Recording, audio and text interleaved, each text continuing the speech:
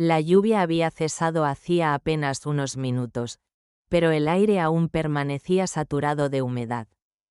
El mercado, que en otras mañanas bulía con voces, regateos y el roce de cajas, estaba ahora vacío, cubierto por un silencio extraño que solo se interrumpía con el crujido de las lonas agitadas por el viento. El suelo de adoquines reflejaba un brillo metálico bajo la luz gris del cielo encapotado, y el olor a tierra mojada ascendía como un recordatorio de que la tormenta todavía no se había marchado del todo. Entre los charcos quedaban flotando hojas de lechuga, cáscaras de frutas podridas y papeles arrugados, testigos frágiles de un comercio que se resistía a morir. Carmen Morales, 73 años, avanzaba lentamente entre los restos de su propio puesto. Sus manos, endurecidas y marcadas por los años, recogían los cajones vacíos donde antes había mostrado pimientos y naranjas. Cada movimiento le exigía un esfuerzo desproporcionado, como si de pronto el peso de toda una vida se hubiera posado sobre sus hombros. En una esquina de la mesa improvisada descansaba un sobre húmedo con el sello del ayuntamiento, pesado por el agua que se había filtrado en su interior. Era el tercero que recibía en pocas semanas. Una notificación de multa, otra orden de desalojo. El mercado, decían, necesitaba ser modernizado. Los vendedores como ella eran considerados un estorbo, piezas obsoletas de un engranaje que había decidido girar hacia otro rumbo. Las bocinas municipales rompieron el silencio con un chirrido metálico. Una voz áspera, carente de emoción, leyó el recordatorio de que quienes no contaran con autorización debían abandonar sus puestos de inmediato. El eco se propagó entre los toldos vacíos y rebotó contra las paredes desconchadas de los edificios colindantes. Los pocos vendedores que todavía permanecían en el lugar fingieron no escuchar. Uno bajó la cabeza y cerró apresuradamente las cremalleras de su carrito. Otro fingió estar ordenando papeles para evitar cruzar miradas. Nadie se atrevía a compartir el peso de la humillación ajena, porque sabían que mañana podría ser la suya. Carmen apretó contra el pecho su viejo bolso de mano, un objeto que había soportado tantas jornadas como ella misma. La cremallera torcida apenas cerraba y dejaba entrever papeles doblados y un monedero deshilachado. Dentro había también algo que nunca enseñaba, un recuerdo que se había convertido en una carga secreta. Con pasos lentos trató de arrastrar una caja de madera que aún chorreaba agua. El esfuerzo la obligó a inclinarse demasiado y en ese instante la correa del bolso cedió con un chasquido. El golpe contra el suelo resonó con una claridad cruel. El contenido se esparció en el pavimento húmedo. Entre monedas sueltas, recibos arrugados y un pañuelo descolorido apareció una fotografía amarillenta. El agua de un charco cercano comenzó a invadir sus bordes, empapando la superficie como si intentara borrar la memoria que allí se escondía. La imagen mostraba a una joven Carmen, con el cabello suelto y una sonrisa despreocupada, apoyada hombro con hombro junto a un hombre que, incluso después de tantas décadas, resultaba imposible no reconocer el actual presidente del país. Durante unos segundos, el tiempo se detuvo. Carmen se quedó inmóvil, incapaz de respirar, observando aquella imagen que había guardado en secreto durante más de 40 años. No era una prueba que pensara usar, ni un recuerdo que mostrara con orgullo. Solo un fragmento del pasado guardado en silencio, como tantas otras cosas que había preferido olvidar. Pero ahora estaba allí, en mitad del mercado vacío, bajo la luz mortecina de la mañana, expuesta al azar de las miradas.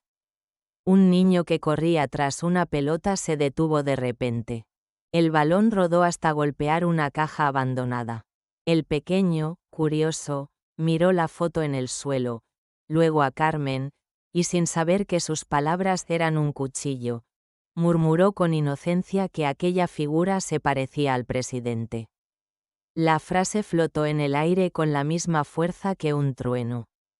Carmen recogió la foto con manos temblorosas e intentó ocultarla de nuevo en el bolso empapado, pero era demasiado tarde. Una vecina del mercado, que pasaba a unos metros, había alcanzado a ver el rostro en la imagen. La mujer frunció el ceño, primero sorprendida, después desconfiada. El gesto se convirtió en una mueca que mezclaba ironía y suspicacia. Carmen evitó la mirada, fingiendo continuar con la tarea de recoger, pero sintió el calor incómodo de los ojos clavados en su espalda. El murmullo de la vecina no fue fuerte, pero suficiente para que el silencio lo amplificara. Era un comentario que no tardaría en multiplicarse, porque en un mercado, incluso vacío, los rumores encontraban siempre el modo de extenderse. Carmen apretó el bolso contra sí y avanzó hacia la salida del mercado. El viento levantó de nuevo una lona rota que gemía como un lamento. El eco metálico de unas monedas sueltas golpeando el suelo acompañó sus pasos. Cada sonido era un recordatorio de que algo había cambiado para siempre. La fotografía, que nunca debió salir a la luz, había encontrado el modo de regresar. En la distancia, una campana marcó la hora. El mercado quedó en silencio, con sus charcos y papeles flotando como restos de una batalla perdida. Carmen cruzó la calle con el corazón acelerado, sin saber todavía que aquel descuido iba a abrir una grieta imposible de cerrar. Lo que hasta ese momento había sido solo una vida de trabajo humilde estaba a punto de convertirse en el centro de una historia mucho más grande que ella. El pasillo de la comisaría olía a humedad y café recalentado. Las luces de neón, viejas y mal mantenidas, parpadeaban con un zumbido constante que hacía más largo cada segundo. El eco de pasos y puertas que se cerraban resonaba en las paredes cubiertas de tablones con avisos, fotos de desaparecidos y carteles amarillentos de campañas de seguridad ya pasadas de moda. Un vaso de cartón, abandonado en un banco metálico, todavía desprendía un leve vapor, pero el líquido en su interior estaba tibio, sin fuerza, como el ánimo de quienes esperaban. Carmen Morales estaba sentada en una de las sillas de plástico alineadas contra la pared. Sostenía el bolso empapado contra sus rodillas, como si ese gesto pudiera proteger lo que guardaba. Su mirada estaba fija en el suelo, pero sus oídos no podían evitar atrapar cada palabra que flotaba a su alrededor. Frente a ella, en el mostrador, dos agentes revisaban documentos con desinterés. Más cerca, un par de vecinos que habían sido testigos de la escena en el mercado murmuraban entre sí, con la voz baja pero no lo suficiente para no ser escuchados. Decían que la fotografía podía ser falsa, que hoy en día cualquiera podía fabricar un montaje. Recordaban anécdotas de cuando los políticos visitaban mercados y se hacían fotos con cualquiera, y lo decían con un tono que mezclaba burla y desprecio. Para ellos, la imagen no era más que un trozo de papel mojado. Pero para Carmen, cada trazo en esa foto era un recuerdo vivo del lugar, la fecha escrita a mano en el reverso, la calidez de una sonrisa que ya no existía. Todo estaba ahí, atrapado entre la humedad y el paso del tiempo. Intentó concentrarse en esos detalles para convencerse de que no había perdido el juicio. La caligrafía en el dorso era la misma que recordaba. El lugar, un acto de campaña improvisado en un barrio obrero de Madrid, donde ella había colaborado como voluntaria. No era un montaje, era parte de su vida, aunque ahora todos lo miraran con sospecha. El murmullo crecía y se expandía por el pasillo. Una mujer joven, esperando turno para denunciar un robo, levantó una ceja y lanzó una mirada cargada de ironía. Otro hombre, que esperaba noticias de un familiar detenido, Se permitió una sonrisa burlona. En un entorno donde nadie quería llamar la atención, Carmen se había convertido en el centro de una conversación incómoda. Nadie la defendía, nadie se acercaba. Era más fácil reírse de una anciana que tomar en serio una verdad incómoda. En medio de esa tensión, un detalle inesperado cambió el aire del pasillo. Afuera, a través de la puerta entreabierta, alguien pasó caminando. Una figura que Carmen reconoció solo al alzar la vista, una mujer de cabello oscuro recogido con prisa, con una carpeta bajo el brazo, deteniéndose al escuchar las voces. Era Lucía Herrera, una de sus antiguas alumnas, ahora profesora en un instituto del barrio. No entró de inmediato, pero su gesto reflejaba la sorpresa de quien reconoce a alguien que nunca imaginó ver en ese contexto. Carmen bajó la vista de nuevo, sin saber si quería ser reconocida. El silencio entre ambas fue breve, apenas un cruce de miradas, pero suficiente para dejar sembrada una semilla. Lucía dudó unos segundos en la entrada, observando el ambiente cargado de burla, los rostros tensos, y la anciana que parecía fuera de lugar. En ese instante, el teléfono público del pasillo comenzó a sonar. El timbre metálico, agudo, rompió la rutina monótona de la comisaría. El sonido rebotó contra las paredes, interrumpió las conversaciones y obligó a todos a girar la cabeza. Nadie parecía dispuesto a contestar. El timbre insistía, cada vez más impertinente, como un recordatorio de que algo no encajaba en aquella mañana. Finalmente, uno de los agentes levantó el auricular con desgana. Su rostro cambió ligeramente al escuchar la voz al otro lado. El agente, visiblemente incómodo, extendió el auricular hacia el pasillo y pronunció un nombre en voz baja: señora Morales. Los murmullos se apagaron. Carmen, confundida, se levantó con dificultad y se acercó al aparato. Tomó el auricular con manos temblorosas. La voz que salió del otro extremo era grave, controlada, y hablaba en un tono bajo que contrastaba con la frialdad del entorno.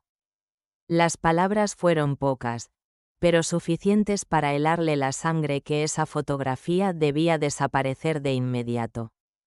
No era un consejo, tampoco una súplica. Era una orden disfrazada de advertencia. La amenaza estaba implícita en el silencio que siguió a la frase, un vacío denso que no dejaba espacio para preguntas. Cuando el clic del auricular marcó el final de la llamada, Carmen permaneció inmóvil. A su alrededor, nadie parecía haber escuchado más que un murmullo lejano, pero todos notaron el cambio en su expresión. El pasillo entero se volvió aún más pesado, como si el aire se hubiera espesado. Lucía, desde la entrada, dio un paso adelante, todavía indecisa. No dijo nada, pero en sus ojos se reflejaba la certeza de que había visto demasiado. Algo en aquella escena no era normal, y aunque todavía no lo supiera, en ese instante quedó atrapada en una historia que pronto iba a desbordarla. El parpadeo intermitente de las luces volvió a llenar el pasillo. El café en el vaso de cartón ya estaba completamente frío. Afuera, el cielo se oscurecía de nuevo, anunciando que la tormenta aún no había terminado. La habitación era tan pequeña que cada objeto parecía ocupar más espacio del que realmente tenía. Las paredes estaban cubiertas con un papel pintado deslucido, manchado por la humedad y el humo de los inviernos pasados. En un rincón, un radiador eléctrico barato emitía un clic seco al apagarse, como si se negara a seguir luchando contra el frío que se colaba por las rendijas de la ventana. El aire estaba cargado con el olor de ropa húmeda y sopa instantánea. En medio de ese silencio, el tic-tac insistente de un reloj de pared marcaba el ritmo de un encierro que parecía no tener fin. Carmen Morales estaba sentada en el borde de la cama, con el bolso sobre sus rodillas. La tela, aún húmeda por la lluvia del mercado, desprendía un aroma rancio a cuero mojado. Sus manos, arrugadas y nerviosas, acariciaban una y otra vez la cremallera torcida, como si al insistir lograra que volviera a encajar en su sitio. Frente a ella, en una silla incómoda que parecía prestada de otro tiempo, Lucía Herrera la observaba en silencio. Había aceptado acompañarla hasta aquel cuarto de pensión por una mezcla de impulso y responsabilidad, aunque aún no entendía del todo por qué lo hacía. Durante unos segundos no hubo palabras. Solo el reloj, la resistencia del radiador apagado y el murmullo lejano de un televisor en otra habitación. Carmen abrió el bolso con cuidado y sacó un sobre amarillento, cerrado con una solapa gastada que parecía a punto de deshacerse.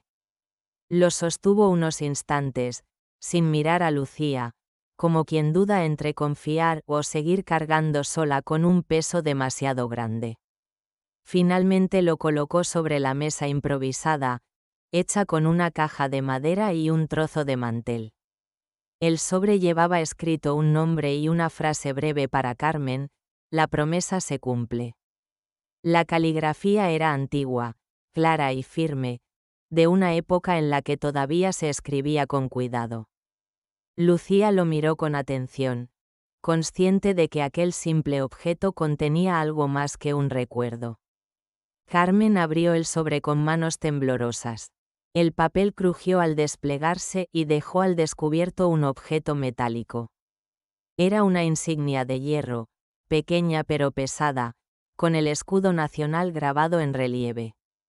El desgaste de los años había dejado marcas en la superficie, y en un borde había un arañazo profundo, como si alguien hubiera intentado borrar o arrancar algo. Carmen la sostuvo en la palma de la mano, y por un instante la luz de la bombilla reflejó el brillo apagado del metal. No era una joya ni un adorno común, era un símbolo oficial, un objeto que pertenecía a lugares donde ella nunca había tenido acceso. Lucía frunció el ceño. No necesitaba que nadie le explicara demasiado. Su formación y la experiencia de años como profesora le habían enseñado a reconocer ciertos símbolos. Había visto esa insignia en fotografías de archivo, en exposiciones históricas y en manuales de historia contemporánea. El detalle más inquietante estaba en el reverso. Carmen, con un gesto de resignación, le dio la vuelta al objeto. Allí, grabadas con precisión, aparecían unas iniciales y una fecha. La superficie mostraba también una marca irregular, como si alguien hubiera intentado raspar una palabra o un número. Lucía se inclinó para ver mejor.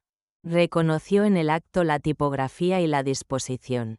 Su respiración se aceleró. No era un adorno cualquiera, aquella pieza coincidía con las insignias custodiadas en el archivo de la Moncloa, piezas que rara vez salían de la esfera institucional. El arañazo en el reverso no hacía más que aumentar el misterio, porque parecía hecho de forma intencionada, con el objetivo de ocultar algo sin borrarlo del todo. Carmen evitó mirar a su acompañante. Guardó silencio, como si cada palabra que pudiera pronunciar se le atascara en la garganta. El peso de la insignia sobre la mesa llenaba la habitación más que cualquier mueble. Lucía sabía que aquella prueba cambiaba la dimensión de todo lo sucedido en el mercado. Ya no era solo una fotografía perdida ni un recuerdo incómodo. Era un vínculo material con algo mucho más grande, algo que excedía la vida de una vendedora expulsada de su puesto. El reloj siguió marcando los segundos con su tic-tac opresivo. Afuera, el pasillo del edificio resonaba con pasos apresurados de otros inquilinos, puertas que se cerraban y murmullos apagados. La vida seguía, pero dentro de esa habitación la sensación era de encierro absoluto, como si el tiempo se hubiera concentrado en ese instante. Lucía levantó la mirada hacia Carmen, que mantenía la vista fija en el suelo, y comprendió que aquella mujer había cargado con un secreto demasiado tiempo. El silencio se rompió cuando una ráfaga de viento golpeó la ventana y la hizo vibrar. La bombilla colgante parpadeó un instante antes de estabilizarse. El metal de la insignia devolvió un reflejo fugaz, casi como un destello de advertencia. Lucía tragó saliva y, en un susurro apenas audible para sí misma, reconoció lo que temía. Aquella pieza coincidía exactamente con los registros oficiales. No era una copia, no era una réplica, era auténtica. El eco de sus pensamientos se mezcló con el sonido lejano de una ambulancia en la calle. Carmen recogió el objeto con manos lentas y lo volvió a guardar en el sobre.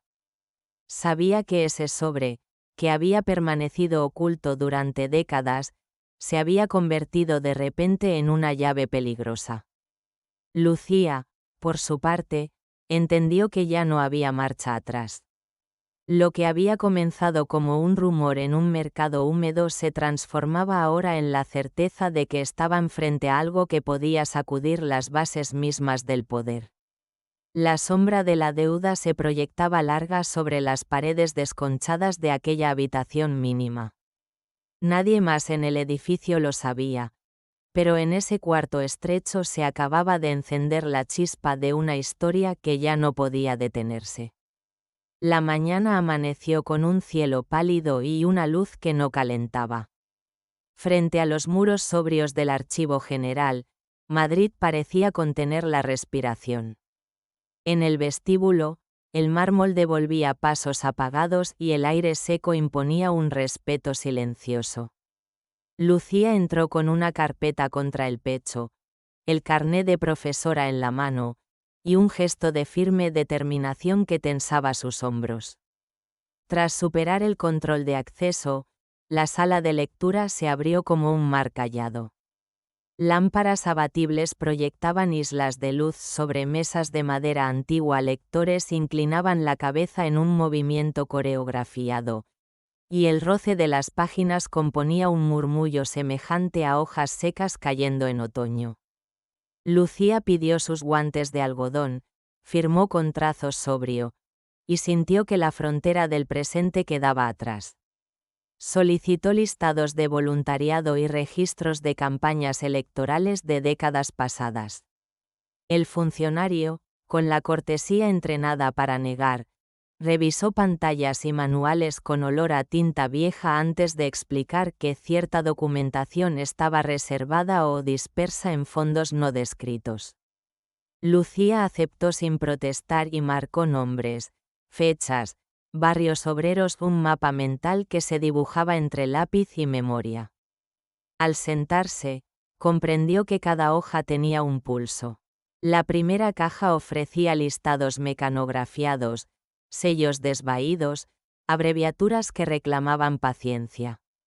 En los márgenes aparecían números de teléfono con prefijos antiguos, direcciones borradas por el sol.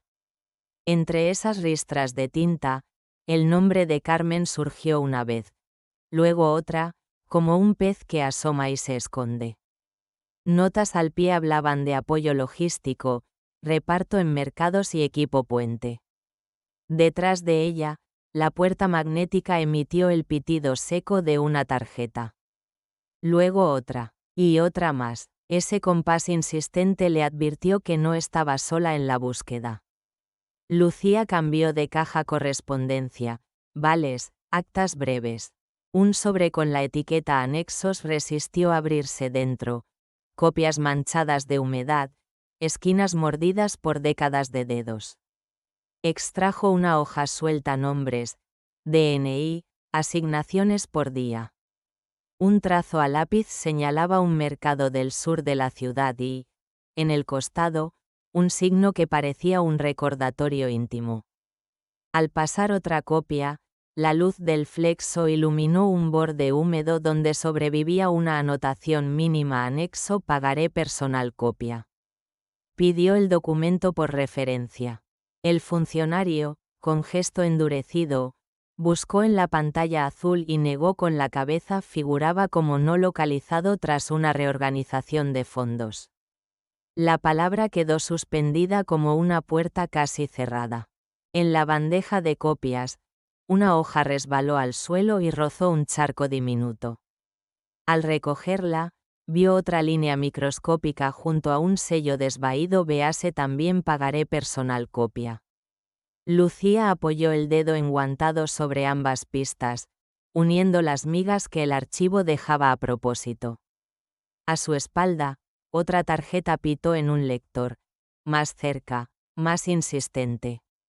El funcionario pidió cortésmente que dejara constancia escrita de sus hallazgos. La cortesía tenía filo. Cerró la carpeta con un gesto calculado. El pagaré personal ya no era una sospecha, sino una coordenada. Al devolver los guantes, el algodón conservaba un frío leve, como si hubiera absorbido parte del mármol. En el vestíbulo, el eco devolvió sus pasos y la ciudad la recibió con su ruido. Al salir, el cielo seguía pálido, pero ya no era el mismo. Lucía caminó con la carpeta apretada, repasando de memoria cada margen y cada fecha. Tras la puerta automática volvió a sonar el pitido de una tarjeta. No necesitó girarse para saber que alguien más seguía la misma huella. En el borde de la copia, la tinta persistía como una aguja. Anexo pagaré personal copia. Lucía cruzó la calle con la certidumbre punzante de quien descubre una grieta en el muro. El archivo había hablado en su idioma de migas. El capítulo siguiente, sin pedir permiso, ya había comenzado. El despacho parecía detenido en otra época. La fachada del edificio, en una calle lateral olvidada del centro, conservaba un rótulo oxidado que apenas se leía: Bufete González y Asociados. La ventana del primer piso se abría y cerraba con un chirrido cansado, como si protestara contra el viento de marzo. Al entrar, el aire olía a té viejo, a papeles húmedos y a madera que llevaba demasiado tiempo sin ser pulida. El abogado que durante 30 años había atendido allí a vecinos y comerciantes del barrio ya no vivía. El letrero de bronce con su nombre permanecía fijo en la puerta, pero nadie respondía a ese apellido desde hacía una década. En su lugar, un joven auxiliar, encargado de revisar lo que quedaba en el archivo, recibió a Lucía y a Carmen con una cortesía distraída. No había sillas cómodas ni café de bienvenida. Solo un pasillo largo que conducía a una sala repleta de cajas apiladas, cubiertas por polvo. El auxiliar abrió un registro amarillento y explicó que el archivo del bufete estaba en proceso de ser enviado a un depósito judicial, pero que aún quedaban algunas cajas sin clasificar. El silencio pesaba tanto como la obligación. Con una máscara de indiferencia, señaló una esquina donde descansaban decenas de carpetas apiladas. Lucía se arrodilló para revisar. Carmen, cansada, se sentó en un banco de madera, aferrando su bolso como si le robaran el tiempo. Las cajas crujían al abrirse. Papeles doblados, recibos de compra, minutas de procesos menores. Algunos documentos estaban sujetos con grapas oxidadas que dejaban manchas rojizas en los márgenes. Entre los sobres aparecieron cartas con membretes de asociaciones vecinales, demandas por alquileres atrasados, contratos olvidados. Era como remover la memoria gris de un barrio entero. En el fondo de una de las cajas, debajo de un fajo de recibos de luz y agua, apareció un paquete distinto, varias hojas finas, transparentes por el uso, todavía impregnadas con la marca azulada del papel carbón. Lucía las extendió con cuidado sobre una mesa. Las letras, aunque desvaídas, eran legibles: reconocimiento de deuda, cantidad, plazo de devolución, garantía, insignia nacional. Carmen contuvo la respiración. Allí estaba, impreso en la fragilidad del papel, el vínculo que confirmaba que la insignia que guardaba como un secreto había sido utilizada como garantía de un préstamo personal. La caligrafía era mecánica, mecanografiada, pero en el pie de página se distinguía un espacio en blanco reservado para la firma. Lucía giró la hoja y comprendió de inmediato el problema: el documento no estaba completo. El extremo inferior derecho había sido arrancado con violencia, dejando el borde irregular. La parte donde debía figurar la rúbrica del deudor estaba ausente, como si alguien hubiera decidido amputar la verdad para que quedara coja. El auxiliar, ajeno a la tensión, comentó que muchos documentos se habían deteriorado con los años y que a menudo aparecían incompletos. Pero Lucía y Carmen sabían que aquella ausencia no era un accidente. La hoja mostraba señales de corte intencional. El resto de la carpeta contenía copias sin importancia, facturas y escritos irrelevantes. Nada más llevaba el sello de aquel pagaré. El silencio se instaló en la sala. El polvo flotaba en el aire, iluminado por un rayo de sol que entraba por la ventana entreabierta. El sonido lejano de la calle, un vendedor ambulante que ofrecía lotería, contrastaba con el descubrimiento oculto en esas hojas frágiles. Lucía guardó la copia dentro de su carpeta personal. El documento, aunque incompleto, confirmaba lo que ya intuían: había existido un préstamo formal, y la insignia había sido la garantía. Pero faltaba lo esencial: la firma. Sin esa mitad perdida, el testimonio podía ser puesto en duda, reducido a un rumor. Carmen cerró los ojos. Recordaba vagamente el día en que entregó aquella insignia, el despacho modesto donde se firmaron papeles apresurados, la promesa de que sería solo por un tiempo. Ahora, 3 décadas después, el eco de esa decisión regresaba como una deuda que nunca había dejado de crecer. El auxiliar, cansado, colocó otra caja sobre la mesa. No había más sorpresas. El tiempo en aquel lugar estaba detenido, como si nada pudiera añadirse a lo ya descubierto. Lucía y Carmen se levantaron en silencio. El viento cerró la ventana de golpe, y el chirrido metálico se extendió por toda la sala, como un recordatorio de que aún faltaba una pieza. La sombra del pagaré incompleto las acompañó hasta la salida. En la calle, el ruido del tráfico parecía normal, pero la carpeta que Lucía sostenía era un peso distinto. Sabían que en alguna parte debía existir la mitad arrancada, la firma que sellaba la verdad. Y quien la guardara, también guardaba el poder de decidir cuándo y cómo usarla. El vestíbulo del Congreso de los Diputados recibía a los visitantes con un aire espeso, cargado de humedad veraniega que se colaba cada vez que las puertas automáticas se abrían y cerraban. La mezcla del mármol brillante, el murmullo de las colas y el golpe seco de los sellos sobre el papel creaba una música burocrática que parecía no terminar nunca. Lucía caminaba junto a Carmen, que avanzaba despacio, aferrada a su bolso con la misma fuerza con la que alguien se agarra a un salvavidas. La anciana llevaba días sin dormir bien, los ojos enrojecidos y la piel cansada eran el reflejo de una tensión que el cuerpo ya no conseguía ocultar. Aún así, no había querido faltar.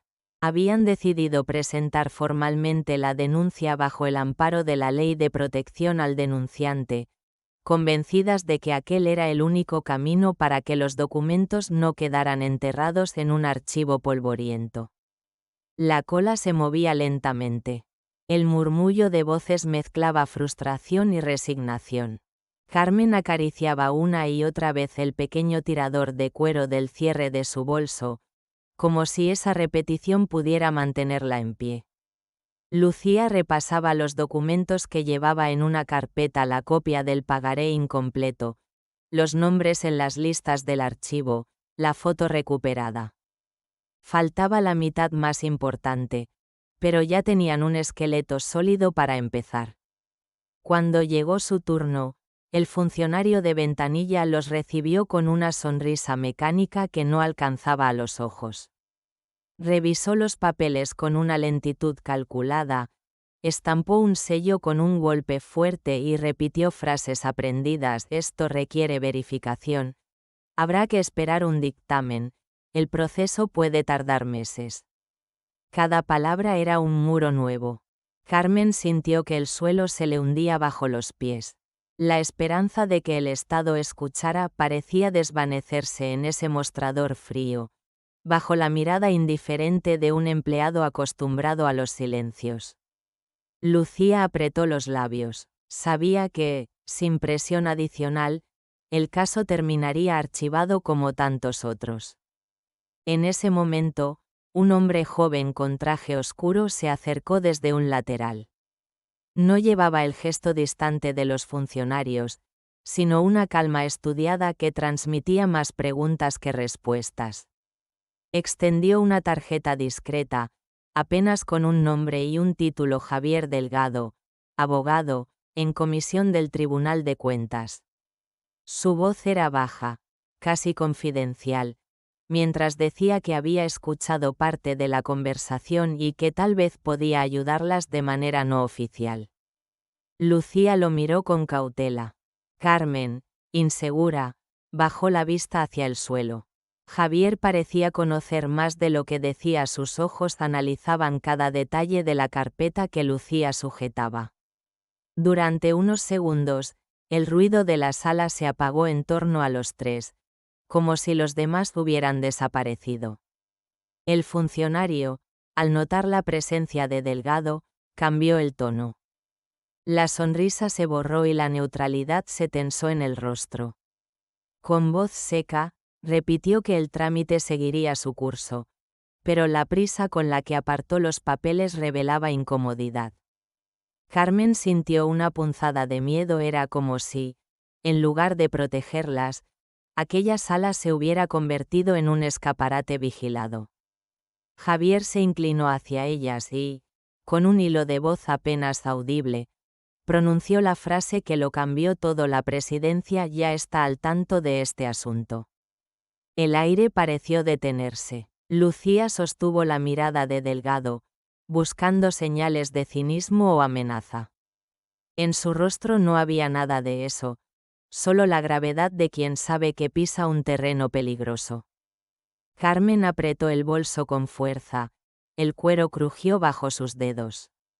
El eco de la frase se repitió en su mente como una campana que anuncia tormenta. Salieron de la sala minutos después, sin una respuesta clara. La tarjeta de Delgado ardía en el bolsillo de Lucía como una llave inesperada, una puerta nueva, distinta a la oficial, que se abría justo cuando la primera estaba a punto de cerrarse. Afuera, el calor del verano madrileño golpeaba con violencia, pero ninguna de las dos lo sintió. Solo llevaban consigo la certeza de que ya no eran invisibles. La ciudad ya había encendido sus luces. Madrid, vista desde una calle secundaria, parecía un tablero de reflejos dorados y sombras alargadas.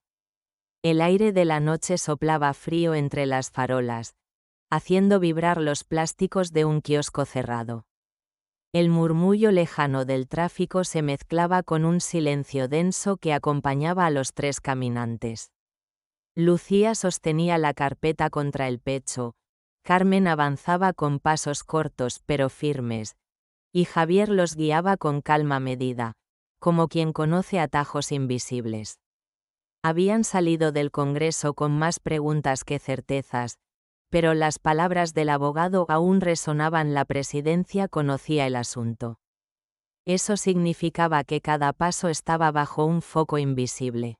Se detuvieron en un banco solitario, a la sombra de un edificio administrativo. Javier habló con voz baja, midiendo cada sílaba. Había hecho consultas rápidas a través de registros que no estaban abiertos al público. Lo que encontraron confirmaba lo temido: la fotografía era auténtica, la insignia también, y el pagaré que habían visto en el bufete correspondía a un préstamo personal firmado hace décadas. El nombre del deudor no era cualquiera. Era el del hombre que hoy ocupaba el despacho más alto del país.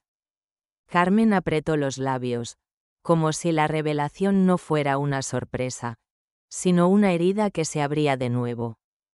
Recordaba con nitidez aquel día en que le prometieron que sería algo temporal, un favor pasajero, un gesto de confianza. Ahora entendía que lo pasajero se había transformado en una deuda arrastrada hasta el presente. Lucía, con la respiración entrecortada, sintió la dimensión real de lo que llevaban entre manos. No se trataba ya de salvar la dignidad de una anciana expulsada del mercado, sino de enfrentar la verdad sobre el presidente del país. El peso de la carpeta parecía multiplicarse. Javier explicó que existía la posibilidad de que la parte faltante del pagaré, la sección con la firma, no hubiera desaparecido, sino que alguien la hubiera guardado deliberadamente. Un corte tan limpio no era fruto del azar. Sugirió que buscaran en los lugares donde esos documentos podían haber acabado de forma clandestina. Entre ellos, mencionó un viejo edificio parroquial en el sur de la ciudad, un espacio usado en los años 90 para almacenar cajas de archivo temporal. Esa misma noche, los tres se dirigieron hacia allí. El barrio estaba casi desierto, las persianas bajadas, y la fachada de la iglesia mostraba grietas y manchas de humedad. Entraron por una puerta lateral, que todavía crujía al abrirse. El interior estaba oscuro, salvo por la luz tenue que se filtraba desde una vidriera rota. El olor a madera vieja y cera derretida impregnaba el aire. Avanzaron hasta el pequeño salón donde, según los rumores, aún quedaban muebles y cajas. En una esquina, cubierto por una manta polvorienta, descansaba un piano vertical. El mueble, desafinado por el tiempo, parecía fuera de lugar en aquel templo silencioso. Lucía fue la primera en notar que la parte trasera estaba hinchada, como si ocultara algo. Con esfuerzo, retiraron la manta. Al abrir la tapa inferior, entre tablones carcomidos, apareció un sobre arrugado y ennegrecido por la humedad. Javier lo sacó con cuidado. Dentro había una hoja doblada, medio deshecha. La desplegaron sobre la superficie del piano. El documento era inconfundible, la otra mitad del pagaré. En el pie de página, la firma aparecía clara, aunque manchada por la tinta corrida. Era el nombre completo del presidente, estampado con una tinta azul que se había extendido con el agua. Lo más inquietante no era solo la firma. La fecha escrita coincidía, de manera inquietante, con la del día presente. Lucía y Carmen se miraron en silencio. El tiempo parecía doblarse sobre sí mismo. El documento, oculto durante décadas, había emergido ahora con una coincidencia imposible de ignorar. Javier guardó el papel en una funda plástica, consciente de que ya no se trataba de rumores ni fragmentos. La deuda estaba firmada, y el firmante era el jefe del Estado. El viento entró por la vidriera rota, arrancando un sonido desafinado de las cuerdas oxidadas del piano. Fue como un acorde fúnebre que sellaba el hallazgo. La primera revelación había caído sobre ellos con el peso de una sentencia. El presidente debía, y esa verdad ya no podía esconderse más. El amanecer del día siguiente llegó con un cielo despejado, pero ni la claridad consiguió aliviar el peso que cargaban. Lucía y Carmen habían pasado la noche en silencio, repasando una y otra vez el hallazgo del piano. El papel con la firma aún temblaba en sus manos cuando un nuevo mensaje llegó, esta vez con un tono diferente, una invitación formal a un almuerzo en una residencia oficial, cercana en protocolo al Palacio de la Moncloa. La excusa era reconocer la trayectoria de Carmen como voluntaria en el pasado, un gesto que sonaba más a control que a homenaje. El coche oficial las llevó hasta la entrada del recinto. Los muros altos y las cámaras discretas marcaban la frontera entre el mundo cotidiano y aquel espacio reservado al poder. El aire olía a césped recién cortado y a mármol encerado. Javier las acompañaba, con gesto serio, consciente de que aquello no era una simple reunión. En la mesa les esperaba algo más que comida, era la primera oferta de pacto. El salón de banquetes estaba dispuesto con una perfección inquietante. Cristalería alineada, cubiertos brillantes, platos de porcelana que devolvían reflejos bajo las lámparas. El sonido de las copas al colocarse parecía un lenguaje propio, un murmullo cristalino que escondía advertencias. Varios asistentes de protocolo ocupaban los extremos de la sala, vigilando con sonrisas congeladas. Carmen se sentó despacio, ajustando su bolso en el regazo, como si temiera que alguien se lo arrebatara. El roce del cuero viejo contra sus dedos era el único punto de anclaje en medio de aquella opulencia. Lucía, a su lado, mantenía la vista fija en la copa de agua que tenía delante, observaba cómo las gotas se deslizaban por el vidrio y caían en el mantel, dejando un rastro oscuro. Javier, frente a ellas, analizaba cada movimiento, cada palabra, preparado para interpretar lo no dicho. El discurso del anfitrión fue breve y calculado. Hablaron de la importancia de reconocer a quienes habían colaborado en la historia política del país, de la necesidad de cuidar a los ciudadanos que habían entregado su tiempo. La voz era suave, pero debajo se intuía la dureza de un mensaje real. Convenía callar. El ofrecimiento se disfrazaba de gratitud, un apoyo económico vitalicio, garantías de vivienda y atención médica, siempre y cuando el asunto no saliera a la luz.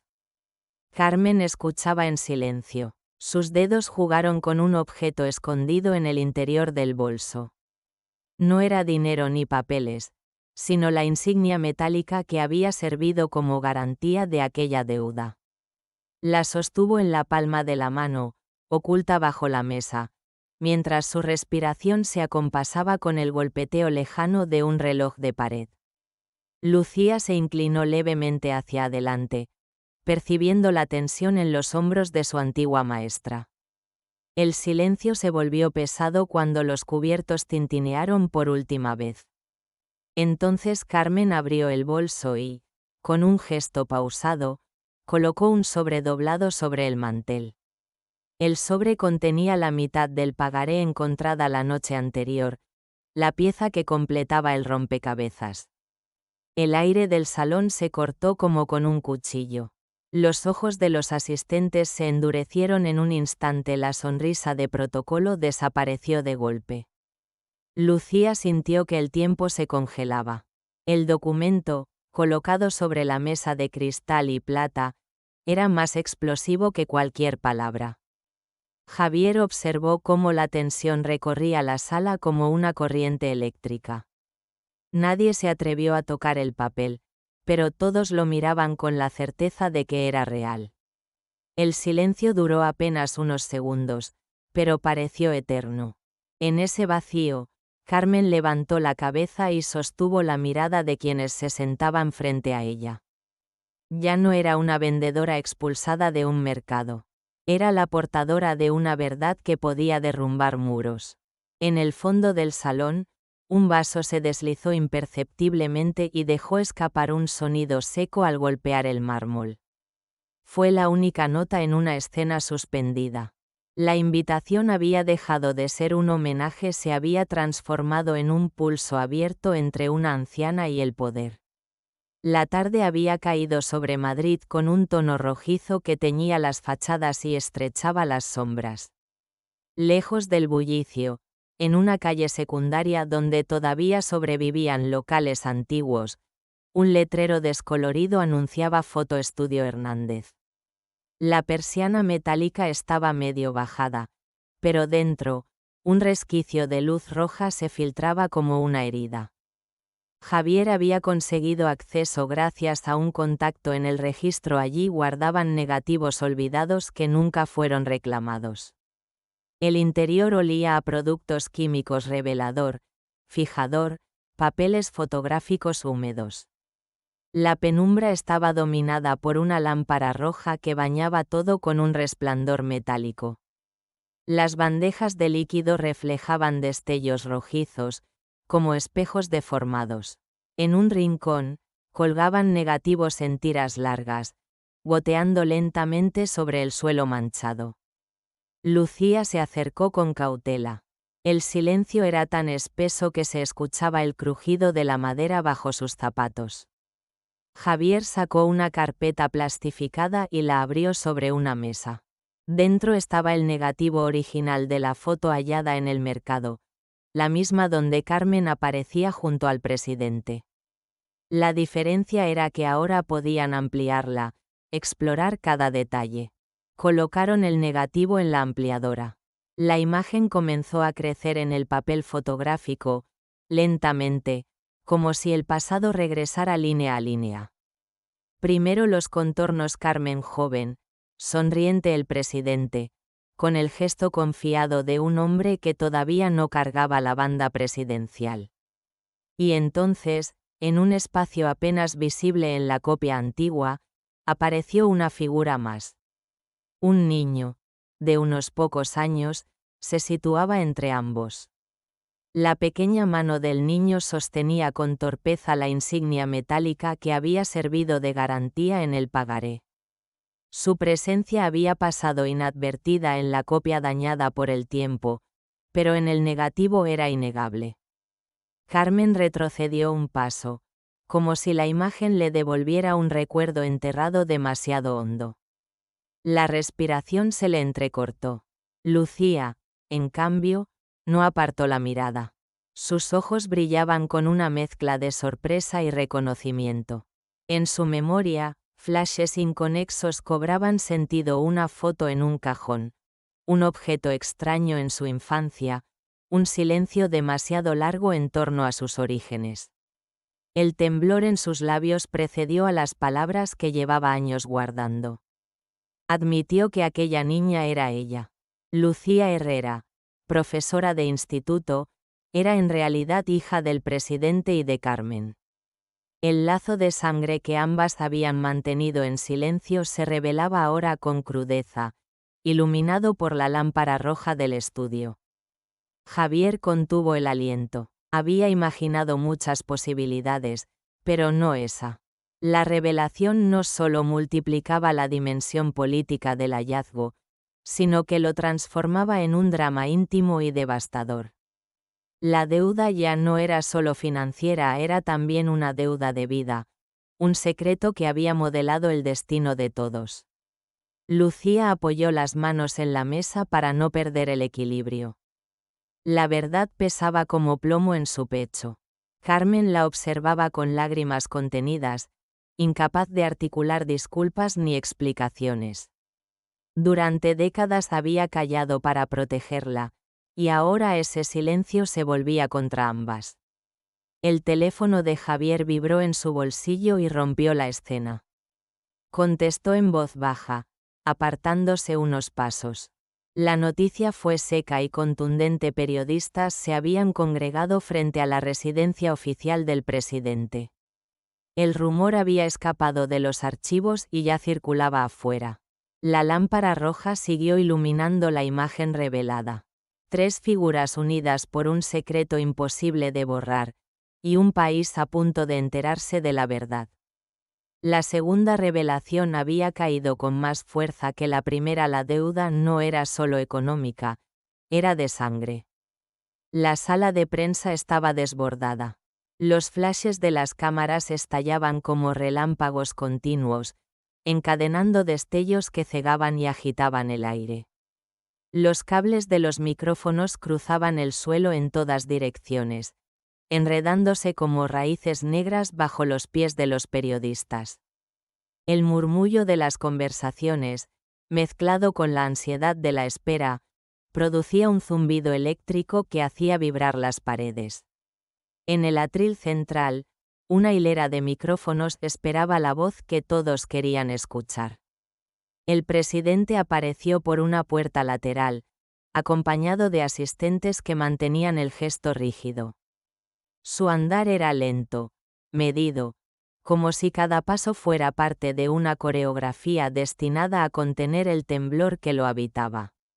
Llevaba un vaso de agua en la mano, lo bebió despacio, colocó el cristal sobre la mesa y por un instante se notó el leve estremecimiento del vidrio.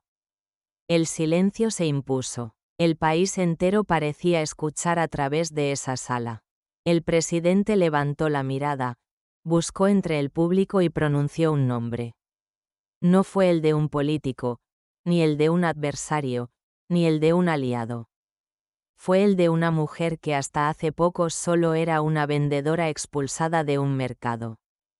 Carmen Morales. Un murmullo recorrió la sala como una onda.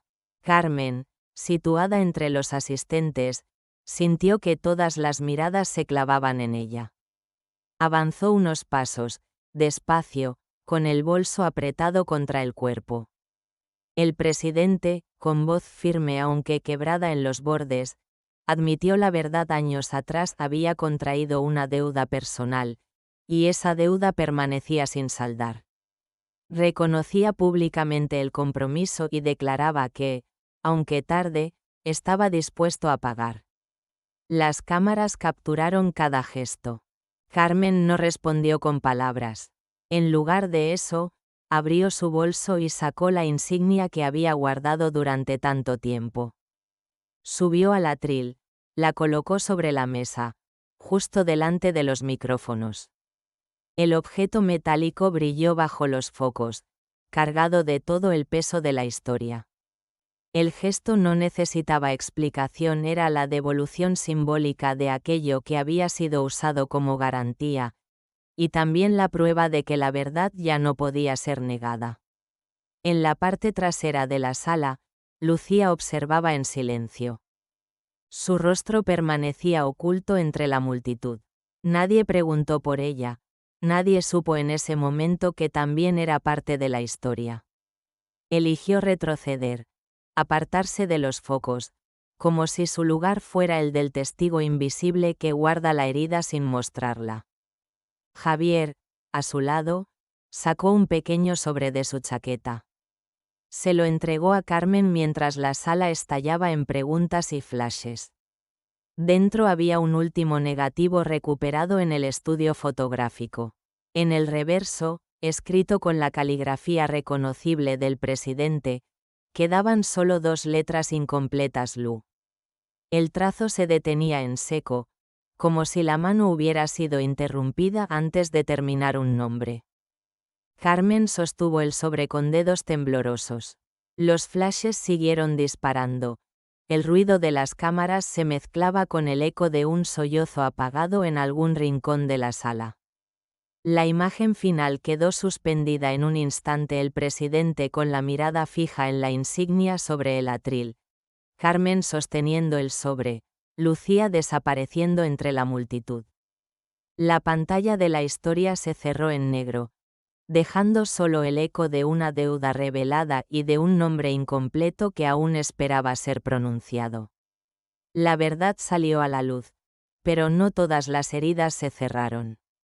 Las deudas reconocidas no siempre se pagan con dinero, y los nombres incompletos pesan más que cualquier firma.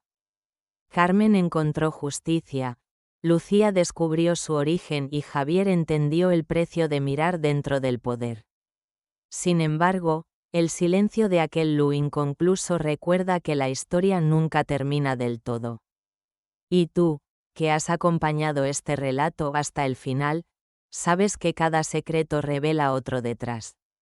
Si quieres descubrir más historias ocultas, giros inesperados y verdades que estremecen, suscríbete al canal. Activa la campanita y acompáñanos en el próximo capítulo de esta travesía.